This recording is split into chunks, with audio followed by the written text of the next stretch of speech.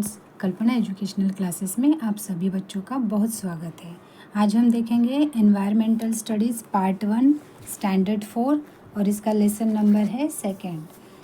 Lesson का नाम है the inter relationships between living things.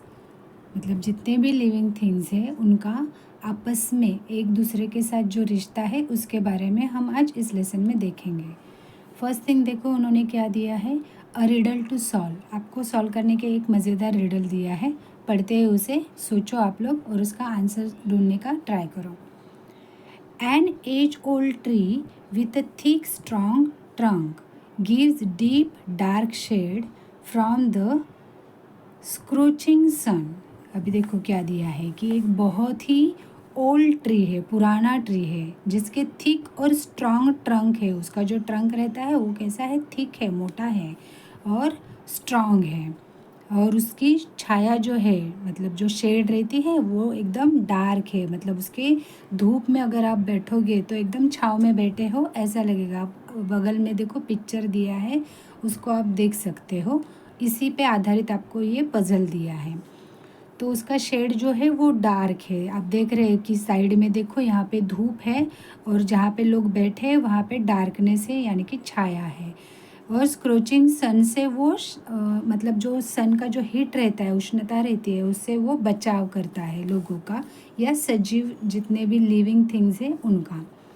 Like an old man's beard with many strands. अभी कैसे दिखता है वो ओल्ड मैन का बियर्ड, मतलब जो एक बूढ़ा इंसान रहेगा तो उसका बियर्ड मतलब दाढ़ी कैसे रहती है वैसे वो दिखता है। स्ट्रैंड्स मतलब उसकी जो लटें रहती है, यहाँ पे लटें दिखो, वो जो लटें है वो बियर्ड की तरह, दाढ़ी की तरह दिखती है। It has ropes for swing from every branch. अभी यहाँ पे ब्रांच मतलब आपको पता है पेड़ का जो टहनी रहता है, फांदी, तो उसको जो रोप्स है, रस्सियाँ, उनका इस्तेमाल कैसे किया जा सकता है, झूले जैसा।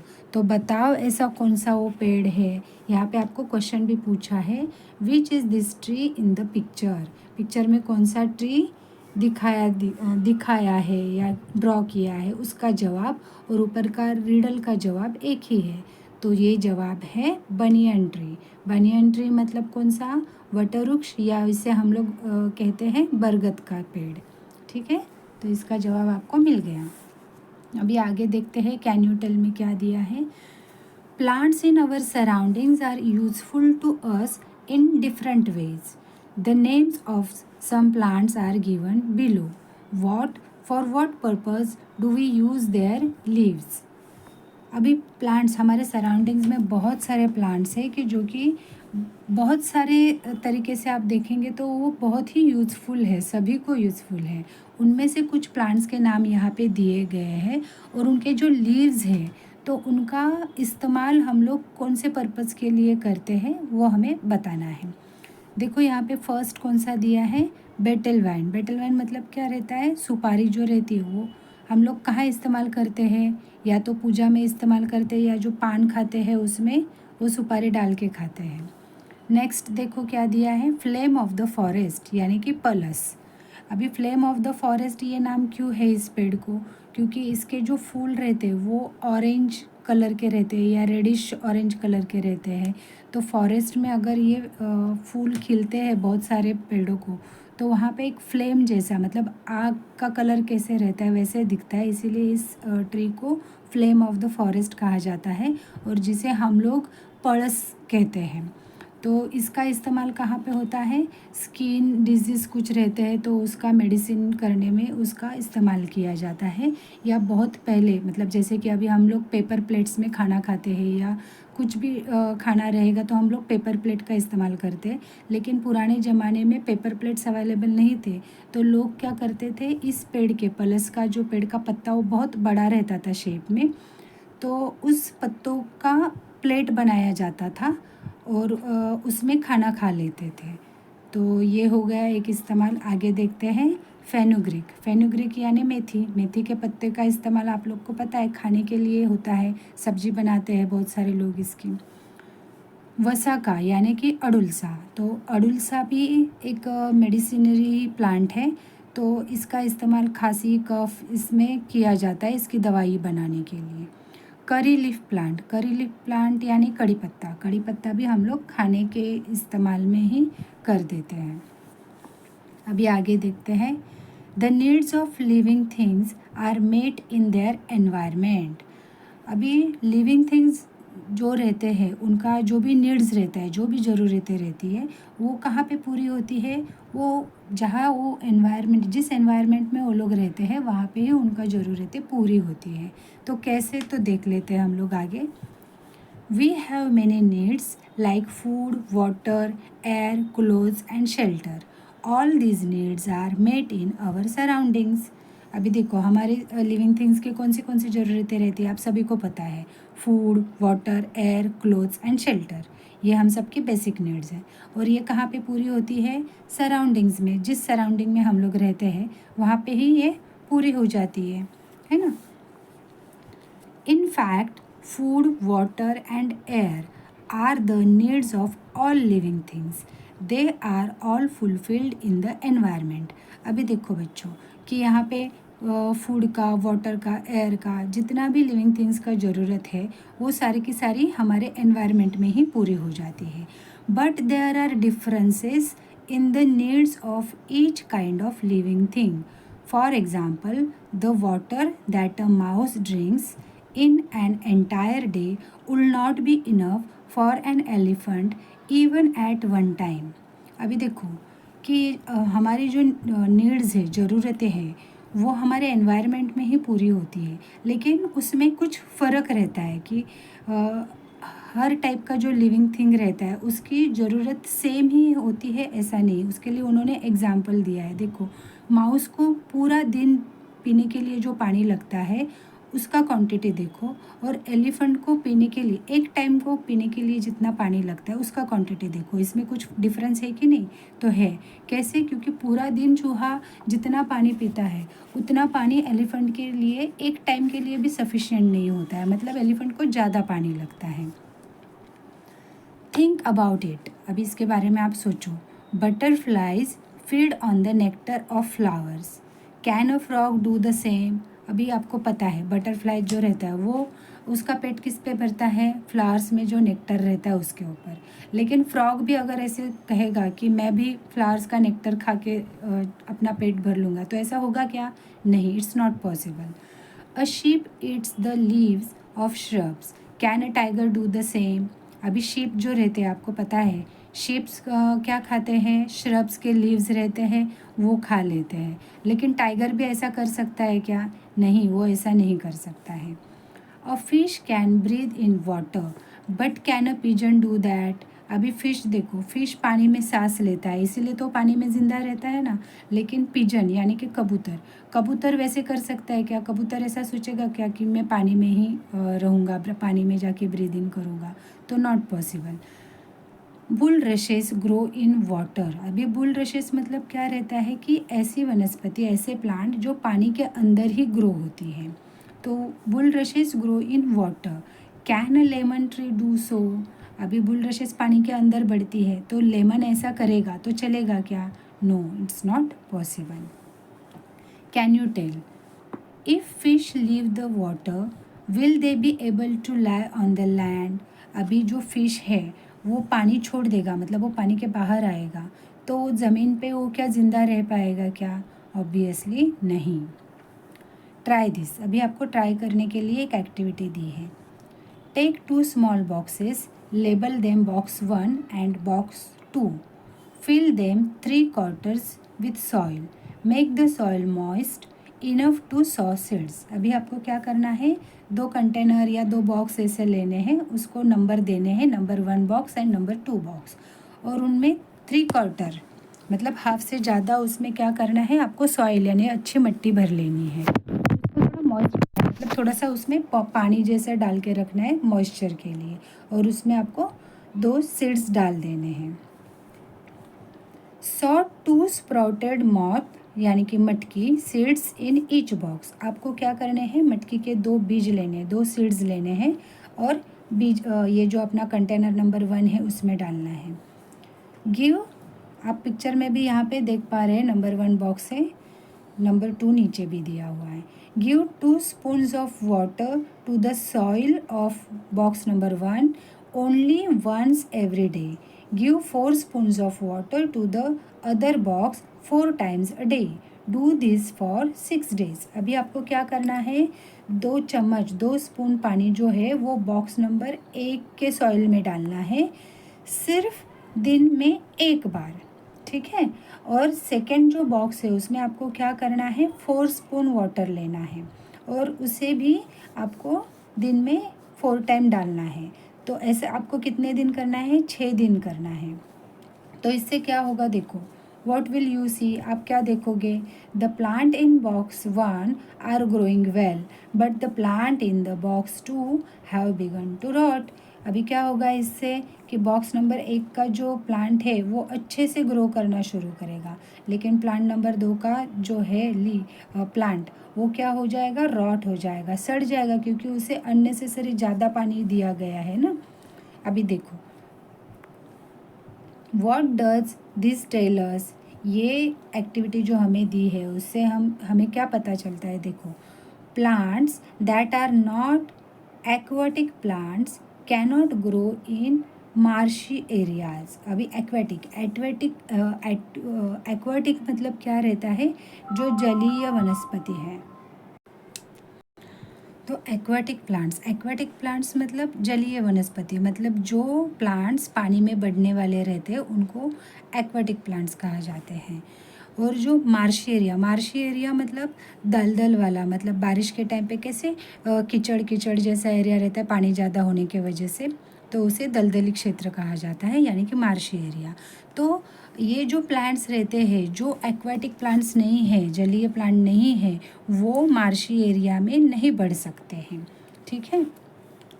If they get more water then they need they rot. अभी ऐसे जो प्लांट्स रहते हैं जो कि एक्वेटिक प्लांट नहीं है, उनको अगर हम ज़्यादा पानी देंगे तो उससे उन्हें बढ़ने में ताकत नहीं आएगी, बल्कि वो रॉट हो जाएंगे, यानी कि वो सड़ना शुरू हो जाएंगे।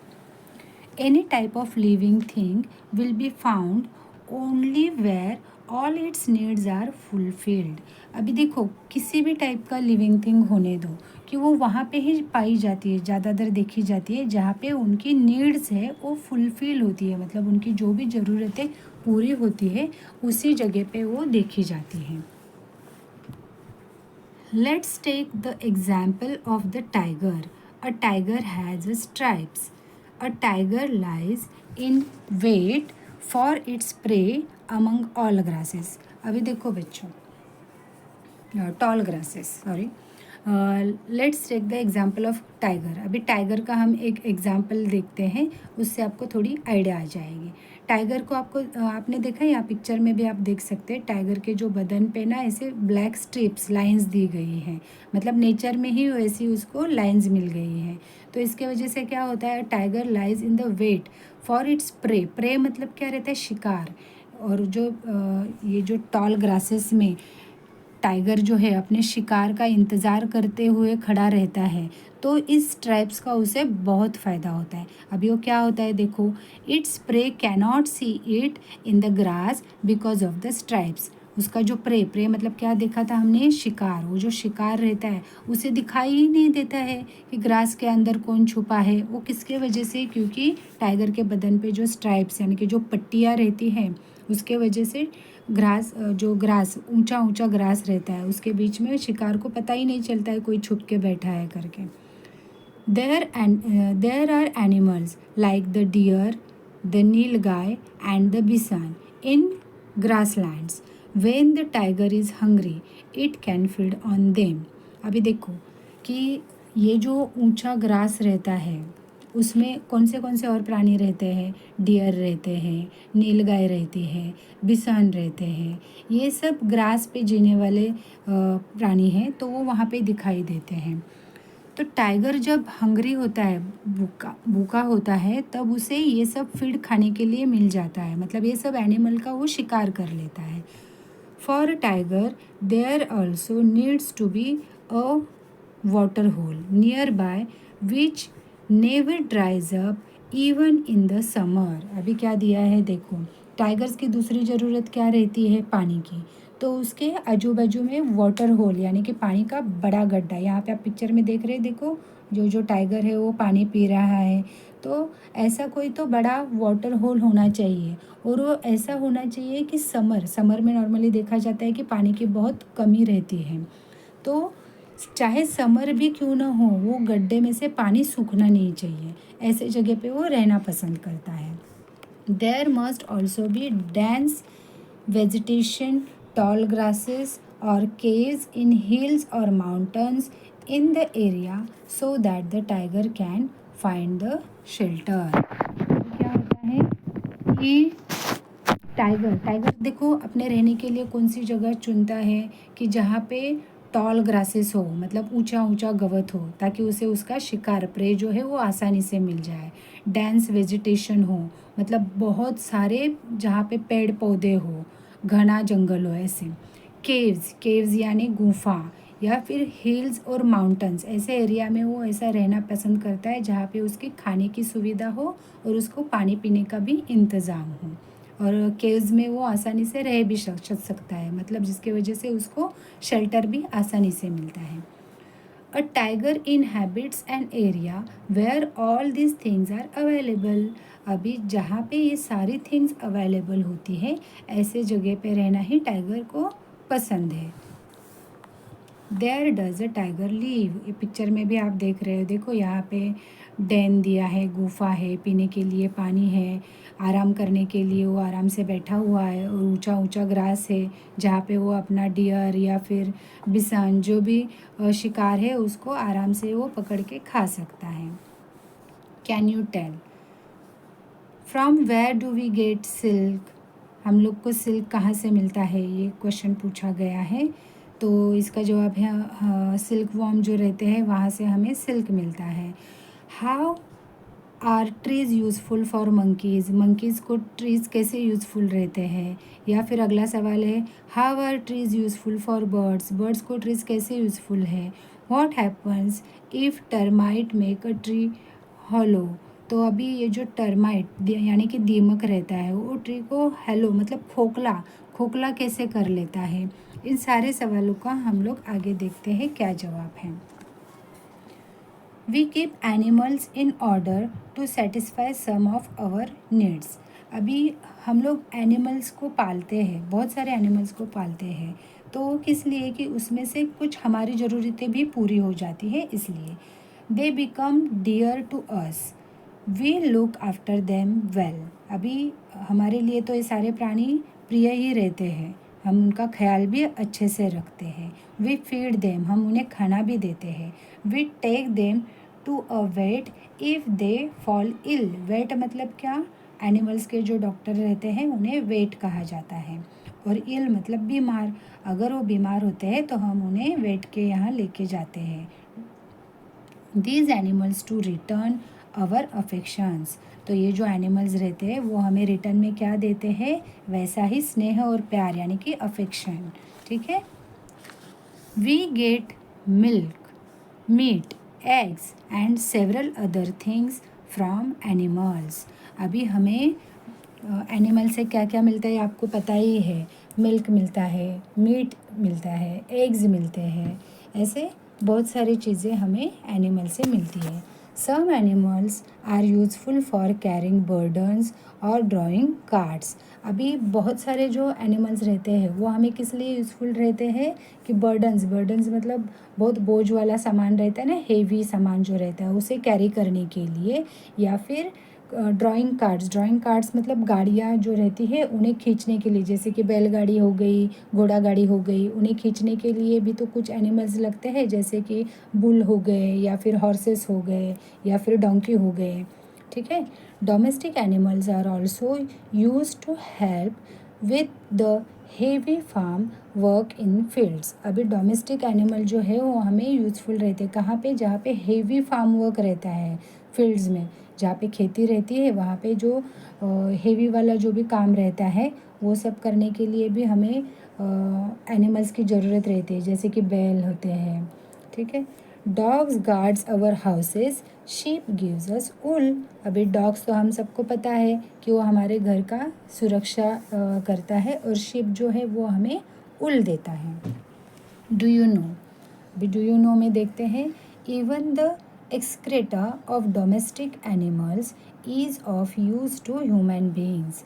अभी जो डोमेस्टिक एनिमल्स रहते हैं जिन्हें हम पालते हैं, उनका जो एक्सक्रेटिया है तो वो भी ह्यूमन बीइंग जो है वो इस्तेमाल करते हैं। एक्सक्रेटिया मतलब जैसे कि आप समझो डंग ऑफ कैटल कैसे रहता है, जैसे कैटल का जो वेस्ट है उसको क्या हम लोग कहते हैं, गोबर कहते हैं, है ना। तो वैसे जितने भी डोमेस्टिक एनिमल्स रहते हैं उनके डंग्स का हम लोग ह्यूमन बीइंग जो है वो इस्तेमाल कर लेते हैं। आगे, the dung of cattle is made into dung cakes, they are combustible, they are used in some places as fuel, when they burn they give out smoke। अभी देखो, डंग ऑफ कैटल से, जो कैटल का जो डंग रहता है, गोबर रहता है, उससे हम लोग क्या बनाते हैं, डंग केक बनाते हैं। मतलब वो डंग जो रहता है उसको गोल राउंड देके उसको सुखा के पूरा ड्राई करके चूल्हे में हम लोग उसको जलाने के लिए इस्तेमाल करते हैं। कॉम्बिस्टिबल सब्सटेंस आप पिछले साल पढ़े थे ना, कॉम्बिस्टिबल सब्सटेंस मतलब क्या, जलने वाले पदार्थ। तो उसका हम जलने के लिए मतलब इस्तेमाल कर लेते हैं। तो कुछ लोग ऐसे डंग केक है उनको जला के उसके ऊपर चूल्हे पे खाना पकाते हैं। They are use in some places as fuel, इसीलिए उसे फ्यूल कहा जाता है कि ईंधन, एक ईंधन का इस्तेमाल होता है। लेकिन इसे जलाने से क्या होता है, स्मोक यानी कि धुआं उठ जाता है, धुआं बाहर निकलता है। और combustible gas called gobar gas is also obtain from cattle dung, that too is use as a fuel, it burns without smoke. अभी देखो, कॉम्बिस्टिबल गैस जो रहता है, जो गैस के फॉर्म में है, तो उस वो भी गोबर से ही बनता है और वो भी है कैटल डंग से ही तैयार हो जाता है। लेकिन उसका जो इस्तेमाल है वो फ्यूल के लिए करते हैं, मतलब जलाने के लिए करते हैं, लेकिन इसको जलाने के बाद धुआं नहीं आता है। Cattle Dang is use for plastering mud houses. अभी कैटल डंग का और एक इस्तेमाल होता है कि जैसे पुराने ज़माने में जो घर रहते थे वो मिट्टी से बनाए रहते थे, तो उसे प्लास्टर करने के लिए, यानी कि उनको लेप करने के लिए कह सकते हैं आप, या कवर करने के लिए कह सकते हैं, या फिर अभी कैसे हम लोग पेंट करवाते हैं कलर का, तो वैसे पुराने समय में मड के मतलब मिट्टी के जो घर रहते थे उन्हें कवर करने के लिए कैटल का डंग यानी जो गोबर था उसमें पानी मिला के लेप देते थे। Manures made from cattle dung and sheep pellets are good for plants, farmer use them for growing crops. अभी देखो, मैन्यूर मतलब क्या रहता है, खाद। ये जो खाद तैयार होता है तो कैटल डंग से, और शीप का पेलेट्स यानी लीद, शीप की जो लीड्स रहती है, तो ये जो लीद है और ये जो कैटल का डंग है उसे मिक्स करके एक प्रॉपर खाद बनाया जाता है, जो कि प्लांट्स के लिए बहुत ही अच्छा होता है। उसके वजह से क्रॉप्स बहुत अच्छे से बढ़ जाते हैं, तो इसके लिए इसका इस्तेमाल फार्मर कर लेते हैं। Animals are our friends, animals हमारे फ्रेंड्स हैं, ये हमने इस पिक्चर में देखा है। बहुत सारे इनके फ़ायदे हैं, ये अभी हमने देखा है। तो अभी यहाँ तक आप पढ़ लो, अगला पार्ट जो है वो हम लोग सेकेंड पार्ट में कवर कर लेंगे। So thank you so much.